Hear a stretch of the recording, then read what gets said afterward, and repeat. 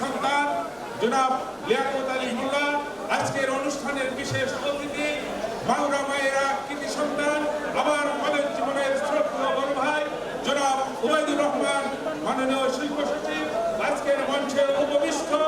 আপনাদের কাছে জানিয়ে নেই, বর্তমান প্রধানমন্ত্রীর উপদেষ্টা আমার অত্যন্ত শ্রদ্ধেয় বড় ভাই জনাব রুহুল আমিন, ডক্টর মাহাদি আমিনের সুযোগ্য পিতা, আজকের অনুষ্ঠানে উপস্থিত বিশেষ অতিথি, আমাদের সকলের পরিচিত মুখ, এদেশের বিশিষ্ট গণমাধ্যম ব্যক্তিত্ব, অত্যন্ত স্পষ্টবাদী জনাব এ.কে.এম. পাটোয়ারি, আজকের মঞ্চে উপবিষ্ট আমার মাগুরা জেলার সংগ্রামী বিএনপির আহ্বায়ক বড় ভাই জনাব আলী আহমেদ সাহেব, আজকের মঞ্চে উপবিষ্ট মাগুরা জেলার বিএনপির প্রতিষ্ঠাতা সদস্য, সাবেক স্থায়ী কমিটির মেম্বার মরহুম মজিদুল হক সাহেবের সুযোগ্য কন্যা এবং উনি ছিলেন সাবেক মন্ত্রী, মাগুরার উন্নয়নের এক উপকার, এবং মঞ্চে উপবিষ্ট আছেন অনেক খ্যাতিমান ব্যক্তি, আমার কিশোর ভাই, আমার বন্ধুবান বড় ভাই যুগ্ম সচিব সাংস্কৃতিক মন্ত্রণালয় বিল্লাল হোসেন, উপস্থিত আছেন আমার চাচা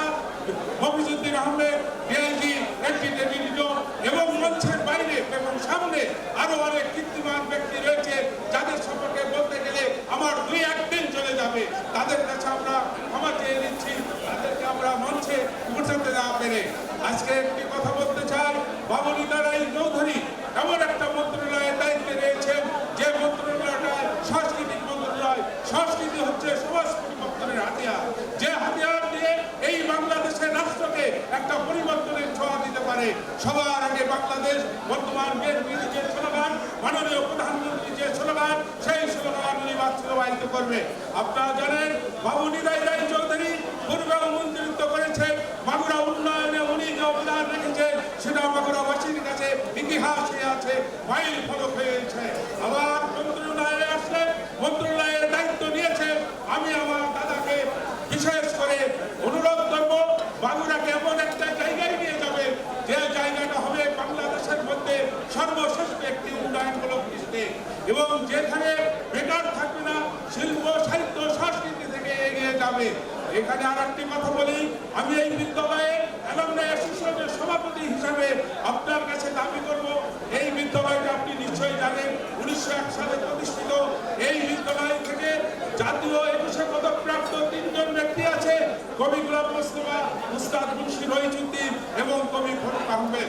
তাদের পরিবারের সদস্যবর্গ আমাদের মঞ্চে এসে উপস্থিত আছে। এখানে আছে 90 দশকের দুঃখর ছাত্রনেতা আমার ছোট্ট বড় ভাই মির্জা আলী হোসেন সহ আরো অনেকে। তাই আমি বলতে চাই, দাদা আপনার কাছে আমাদের আবেদন থাকবে, মাগুরাবাসী আপনাকে চিরদিন যেমন স্মরণ করেছে আবারও স্মরণ করবে। কবি, সাহিত্যিক, ডাক্তার, সাংবাদিক, পেশাজীবী অনেকে আছেন পদ্মার আড়ালে, তাদেরকে সামনে নিয়ে মাগুরাকে কিভাবে উন্নয়ন করা যায় এই দাবি আপনার কাছে থাকবে। আপনি একজন স্নিগ্ধ মনের মানুষ, মায়াবী মনের মানুষ, হৃদয়মান মানুষ, আপনার চেহারা, মন, আকাঙ্ক্ষা, আপনার জীবনে আর যাওয়া পাওয়ার কিছু নয়, আপনার যাওয়া আছে বাংলা এবং বাংলাদেশকে নিয়ে। আপনি সেই প্রত্যাশা, সেই জায়গাটা আমাদেরকে নিয়ে যাবেন, এবং আপনার কাছে দাবি রাখবো বাংলার মানুষের অধিকারটা আপনি সবার আগে দেবেন। এবং আমি আমার ডক্টর মাহাদি আমিন সাহেবের প্রধানমন্ত্রী উপদেষ্টা জনাব রুহুল আমিন সাহেব আমার বড় ভাই, তাকে আমি বিশেষভাবে অনুরোধ করবো, আজকে আপনি আমাদের অনুষ্ঠানে এসে মহামান্বিত করে গিয়েছেন, তার আপনার সন্তানকে আপনি বলবেন, আমি মাগুরা জেলার ডাকল স্কুলে গিয়েছিলাম মাগুরার উন্নয়নের জন্য, তাকেও আমি আজকে দায়বদ্ধতা বাঁচিয়ে রেখে গেলাম। আপনাদের সকলকে ধন্যবাদ। আপনারা সুশৃঙ্খলভাবে খাবেন। আমাদের অনুষ্ঠানে যদি কোনো ভুল ত্রুটি হয়ে থাকে আপনারা, আসসালামু আলাইকুম।